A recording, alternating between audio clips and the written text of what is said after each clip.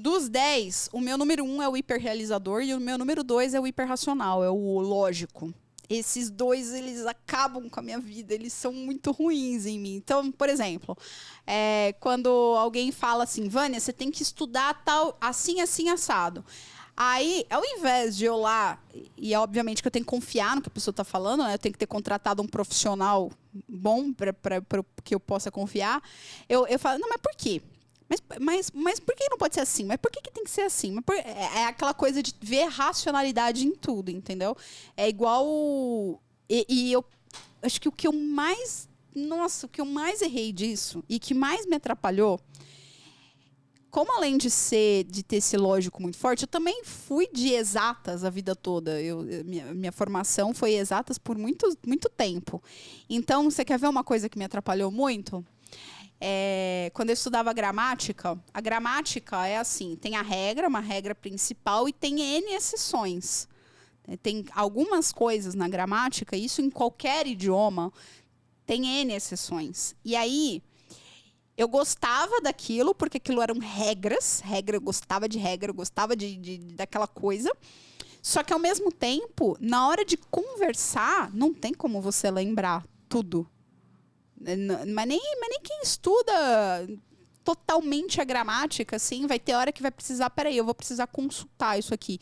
Para falar, não é... Se você construir uma frase, se na hora de conversar, na hora de construir uma frase, você precisar lembrar das regras, da racionalidade da coisa, não vai sair frases completas dessa conversa, não. Entendeu? Então, esse inimigo também... Ele tem outras coisas que ele atrapalha, mas essa é uma das piores. Um outro inimigo também é o vigia. E aí eu queria que você trouxesse mais sobre ele. Esse aí é o tipo...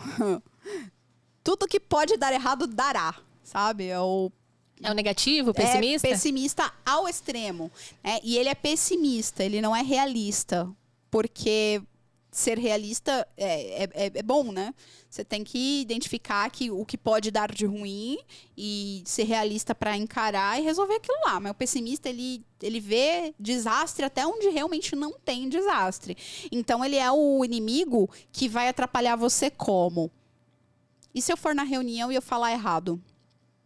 E se eu for na reunião e eu não entender o que as pessoas estão falando? E se a ligação estiver ruim e não der para entender o que as pessoas estão falando? E se me perguntarem alguma coisa e eu esquecer do vocabulário? E se? Tem um monte de se na frase do pessimista. Então, ele não vem pro Meetup, por exemplo, para os nossos encontros de conversação, porque ele fica... E se eu estiver lá e tiver alguém que fala melhor que eu?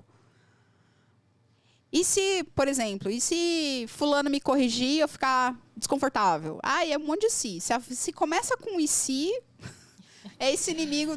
Pega o extintor e apaga esse inimigo, pelo amor de Deus. E como que combate esse inimigo e esses pensamentos aí do e se? Primeiro que a gente precisa entender o seguinte, a gente combate os comportamentos, tendo comportamentos diferentes. Então, quais são os comportamentos desse cara que é super pessimista? Ele, por exemplo, não vai nos encontros de conversação. Ele não vai para uma reunião, ele não aceita participar de uma reunião, ele não se arrisca, porque já que vai dar o desastre, para que eu vou lá? Enfrentar isso exatamente com um comportamento diferente. É fácil? Claro que não. Se fosse fácil, o Brasil já estava fluente em espanhol, pelo menos. Porque, afinal de contas, a gente está no meio de um monte de país aqui que fala espanhol. Sim. Né? Porque as pessoas reclamam, o Brasil não fala inglês porque o Brasil é um continente isolado. Tá, beleza. Então, por que a gente não fala espanhol? Alguém me explica isso aí.